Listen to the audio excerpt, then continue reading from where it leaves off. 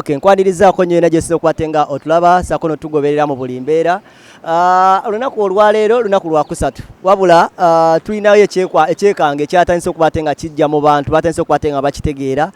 Kino kituwaliriza okuba ate nga tutambulamuuko okujja ku church emanyiddwa nga worship house era esangibwa Nansana emu gye tumanyi ey'omusumba Pastor Wilson Bugembe. Ssebo mukama wange. Wange. Obulamu taata. Obulamu buli wano tusaba Katonda tukuuma. Outbreak yavaayo oba twavaayo ne tuwulira outbreak ene yavaayo ya coronavirus COVID-19 yavaayo n'etandika okujja. Katonda mulungi nti Nansana tunabawulirayo bulwadde buno oba muntu alwadde. Mwekuumye mutya? Era abasawo bye batugamba bye tukola bagamba munaabe nga tunaaba. Tuli beetegefu okgonda n'okusaba Katonda atukuume cause it's not a joke. Bulwadde buttira ddala. Nsaba Katonda atukuume akume bannayuganda akume abantu baffe yonna gye muli mu nsi zonna.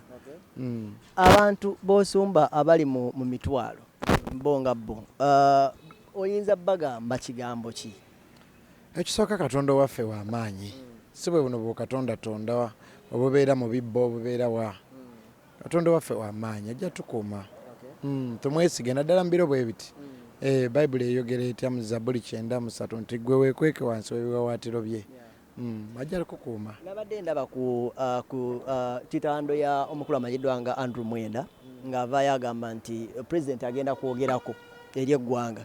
Wabula mu bino byagamba agenda bagire church baziyimirire public zona abantu bayinza okuba tebakuŋŋaanira baz buli kimu. Kiyinza kukosa kitya church nga tuli mu nga ggwe omusumba singa kibaawo naddala ku church?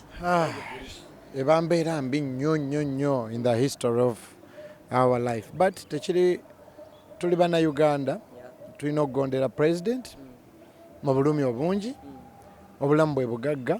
Nze ndooza president aba akikoze kuwonya bannayuganda kubanga obulwadde sikiba nti busosola nti ono mulokole oli si mulokole. Naye maama era nze ndooza mba nja kubuulirira ku social media mba nja kubanga bano ab'omupiira nga abasambi nga naye nga abazannyi tebazze. Okimanyi nti n'omusumba kwolwo lunaku nasooka n'okuwulira nti abasamba omupiira babeera bawoggana. Babeera bawoggana. Guweereze eno. Leeta eriso. Eri. Tekeko kamera abantu basigale ku masimu gaabwe bagule data. Mbuulirira okwo naye maama Katonda yandituyambye kyaki ne bazire kuba kyaki ly eriiso naye newe tuli bannayuganda abasukka mu bantu nga 5 just a day ngo basasula nakuba bagenda firo emirimu ya tuba tujja kulinda tusabe.